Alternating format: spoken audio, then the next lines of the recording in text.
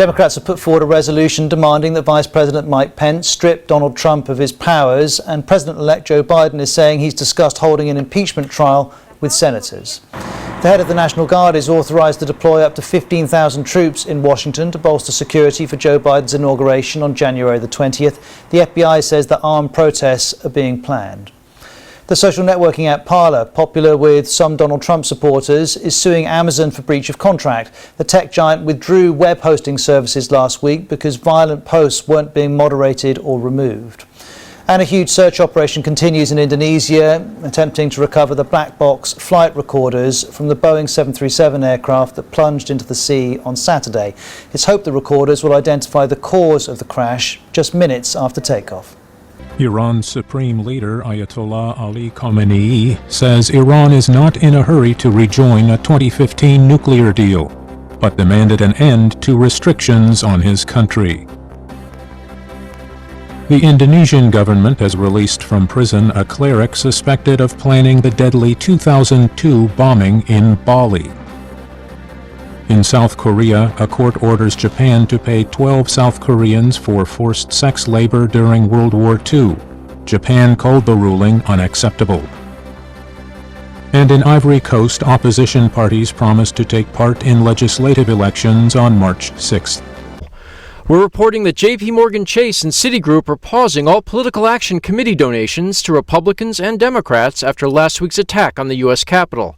Other companies said they would suspend donations to GOP lawmakers who objected to President-elect Joe Biden's Electoral College win. Today, House Democrats plan to introduce a resolution calling for Vice President Mike Pence to use the 25th Amendment to remove President Trump from office. If the resolution is approved and Pence doesn't then act to oust the president within 24 hours, the House plans to begin a second impeachment proceeding against Trump. Parler, a social media service popular with conservatives, went dark after Amazon said it would stop providing cloud computing services. Google and Apple previously suspended Parler from their app stores, citing concerns over threats of violence and illegal activity on the service's platform. Parler's CEO called the moves a, quote, coordinated attack to kill competition in the marketplace. A Trump administration ban on U.S. trading of 35 Chinese stocks takes effect today. The ban is intended to prevent U.S. investment in companies thought to be linked to China's military. Goldman Sachs, JP Chase, and Morgan Stanley moved to delist hundreds of derivatives traded in Hong Kong. Most Asian markets ended mixed, and European shares fell in early trading. We begin in Japan. A state of emergency was declared on Thursday for Tokyo and 3 neighboring prefectures, Kanagawa, Saitama, and Chiba. Now, the Japanese government is moving toward declaring a state of emergency for another 3 prefectures in western Japan as early as this week. On Saturday, the governors of Osaka, Hyogo, and Kyoto requested that the central government expand its state of emergency to cover their region. Prime Minister Suga Yoshihide discussed the matter with Chief Cabinet Secretary Kato Katsunobu and the Minister in charge of coronavirus response, Nishimura Yasutoshi, on Monday. They agreed to move ahead with arrangements for issuing another declaration while hearing from experts. Suga said on an NHK program on Sunday that he is aware of the current critical situation and that the government is ready to respond whenever needed. The government is also expected to consider including 2 central prefectures, Aichi and Gifu, under the measure. The 2 governors are planning to make a request as early as Tuesday. The Tokyo Metropolitan Government says it confirmed 1,219 new cases of the coronavirus in the capital on Monday. The figure is the highest ever for Monday. The daily tally has exceeded 1,000 for 7 days in a row. The total number of infections in Tokyo now stands at 76,163. A record 131 people are in serious condition. Amid the pandemic, Monday marks Coming of Age Day in Japan. That's when young people celebrate turning 20. Every year, local municipalities hold ceremonies for them. Many of the events were canceled due to the pandemic. But in Yokohama, which is also under the state of emergency, authorities split the ceremonies between 2 venues and held 8 separate events. Officials urged the participants not to celebrate at group gatherings afterwards. My parents were so happy that I can go to the ceremony. I started working this year. so I would love to help them more as an adult. Meanwhile, a photo studio in Hiroshima Prefecture, Western Japan, is offering special sittings for new adults and their families. The local municipality there postponed its ceremony ahead of the photo shoot. A stylist set customers' hair and dressed them in kimono in a room that was ventilated and disinfected. I'm so happy to wear a kimono on the day the ceremony was originally planned. I came to see my daughter enter into adulthood. I feel like this is the last thing I need to do for her as her mother, and I can't stop crying. Around the country, officials reported almost 4,900 new cases on Monday. That brings the total to more than 294,000. Over 4,100 people have died. People living along the Sea of Japan have seen more than double the average amount of snow for this time of year. At least 10 people have died due to the record snowstorms. Now officials are warning of fresh snowfalls along the Pacific side of western and eastern Japan Monday through Tuesday. Snow is forecast for Tokyo's central areas. Heavy snow has stranded cars in the past, so please be on high alert. Niigata Prefecture and the Hokuriku region are still affected by the record snowfalls, although the snow has already peaked. The Hokuriku Expressway in Fukui Prefecture was clogged with over 1,000 stranded vehicles at one point. More than double or even triple the average amount of snow for this time of year has fallen in many parts of Niigata Prefecture and Hokuriku. In the city of Itoigawa, the snow halted production at a sake brewery. A massive amount of snowmelt flowed into the building and inundated the equipment. The huge amount of snow that had been dumped into drainage channels overflowed. A low-pressure system moving over the ocean to the south of Japan will bring snow to areas of western and eastern Japan from Monday through Tuesday. Snow may even accumulate in low-lying areas along the Pacific coast. People in these regions are advised to keep updated on traffic disruptions.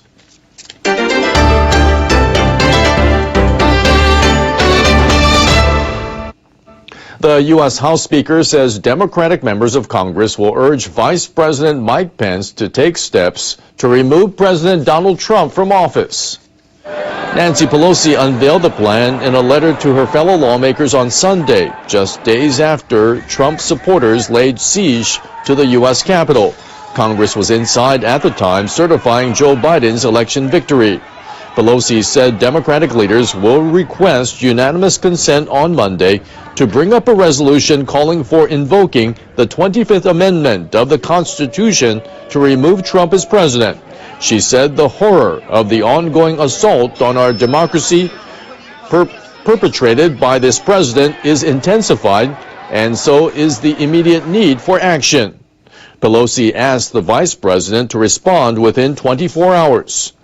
But various media outlets are reporting that Pence has no intention of responding to calls to remove Trump. Pelosi also expressed her readiness to proceed with another draft resolution that could lead to Trump being impeached for the second time. North Korea's ruling party's newspaper says the country's leader has a new title. Kim Jong-un is now General Secretary of the Workers' Party, a post that was previously held by his late father. On Monday, North Korea's state-run TV aired footage of the sixth day of the ruling party's Congress in Pyongyang that took place on Sunday.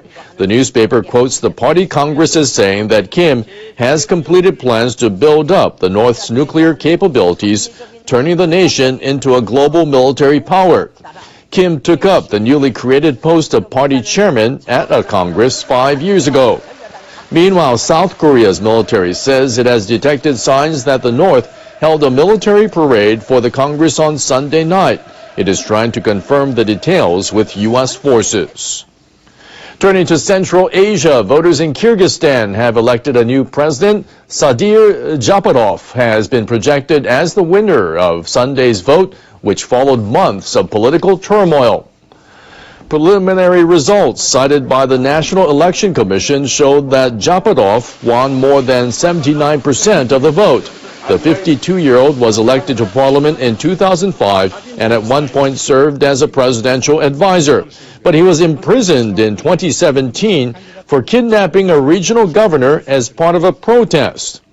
Kyrgyzstan was swept up in a political upheaval last October when allegations that a parliamentary election was rigged forced the then president to resign. Japadov was freed by his supporters amid the unrest and served as interim president for about a month. He now faces the challenge of promoting economic reform. The country's long-struggling economy has been hit hard by the coronavirus pandemic. Heavy rain has triggered 2 landslides in western Indonesia, leaving at least 11 people dead and 18 injured. Weather authorities are warning of more rainfall. Officials say the first landslide took place in West Java on Saturday. The second hit as a search and rescue team tried to evacuate people. Some rescuers were among the victims. Authorities are watching out for more landslides in the area. Landslides and flooding often hit Indonesia, particularly during the rainy season from November to March. Chief Analyst Dan Abrams, Kate Shaw, Professor of Constitutional Law at Cardozo Law School. Dan, let me begin with you. Democrats are saying this is a textbook impeachable offense. Well, there's no question that it's impeachable. The question is, will they be able to impeach and convict? And I think one of the things to focus on is not just as much exactly what led up to the riot in the sort of hours beforehand, which will certainly be the focus, but what about the weeks beforehand, when the president was consistently telling the lie that the election was stolen? I mean, that's a very, very serious allegation to come from the president of the United States when it wasn't true. So I think that's got to be a focus. And then what happened immediately afterwards, as it's happening? Was there inaction? Is it true, for example, that he held off on calling the National Guard? Those are the sorts of issues that I think will become relevant that don't specifically relate to the technical question of those hours beforehand inciting the riot. Right, and that will certainly be part of the context, Kate Shaw, but it appears the Democrats are focused in simply on the incitement to have the most simple impeachment resolution possible. Well, I think that they have very little time, so I think it's right that they're going to try to keep this process simple. They could sweep in all kinds of other conduct and rhetoric if they wanted to, but I think that given the imperatives of how little time remains before the 20th, they're going to stay pretty focused on January 6th, but I think Dan is right that the context is important, and the context of a president, seeking to hang on to power using his public perch is sort of exactly what the framers had in mind when they drafted the impeachment process and included it in the Constitution, right? A demagogue who seeks to retain office through whatever means he can, that is the context in which these riots occurred. And Kate, they didn't rule out this idea of a trial after the president leaves office. No, that's right. And it does seem as though that is possible. The Constitution does appear to permit impeachment, not just of sitting officials, but of former officials. And of course, that's because impeachment has 2 consequences. One is removing an official from office if there's a conviction, and January 20th will have come and gone, and that, of course, will have removed Trump from office. But the other potential consequence of impeachment is disqualification from holding future federal office. And I think that's the reason the Democrats are talking about pursuing impeachment even after the 20th, because they could seek a vote. It would take a separate vote, but they could seek a vote on whether to disqualify Trump from running again for president. Dan, the president has pardon power for 9 more days. The big question is, will he try to pardon himself? Yeah, and I think that many expect that he will. He's talked about that publicly. The question is going to be, if he were to be charged in a federal court, what would happen then? Would it be upheld? And there are a lot of questions about it, and beyond that, a lot of questions, a lot of doubts about whether the president would be able to do it. Yeah, it's hard to imagine if the president could pardon himself, he could do anything. He'd be a dictator. Dan Abrams, thanks very much.